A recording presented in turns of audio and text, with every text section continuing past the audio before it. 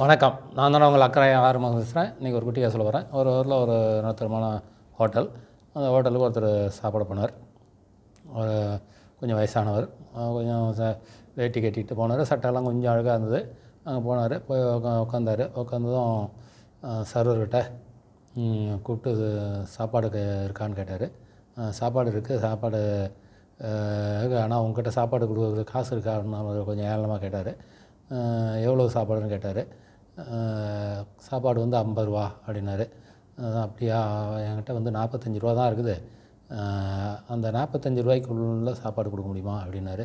45 ரூபாய்க்கு உள்ள சாப்பாடுனா தயிர் இல்லாமல் கொடுக்கலாம் அப்படின்னு அவர் சொன்னார். அவனை சரி சரி அதை கொடுங்க அப்படின்னாரு. அந்த சாப்பாடு சர்வர் எடுத்திருந்தார்.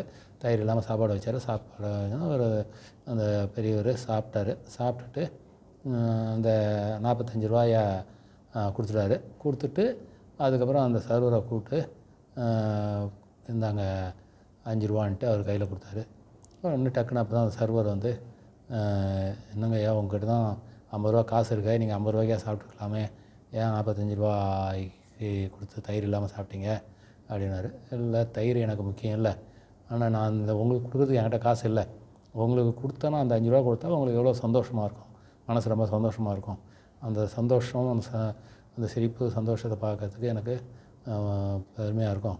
நான் ஒரு தயிரை விட்டுறதுனால எனக்கு ஒன்றும் கஷ்டம் இல்லை அப்படின்னு அந்த சர்வர்கிட்ட சொல்லுவார். அப்போ தான் சர்வர் வந்து ரொம்ப ஃபீல் பண்ணுவார். ஐயோ, நம்ம ஒரு ஏளனமாக பார்த்துட்டோமே, தப்பாக இது பண்ணிட்டோமே அப்படின்னு நினச்சி வருத்தப்பட்டார். நல்லா இவர் வந்து அந்த பெரியவர் வந்து அவரை சந்தோஷப்படுத்தி பார்த்தார்.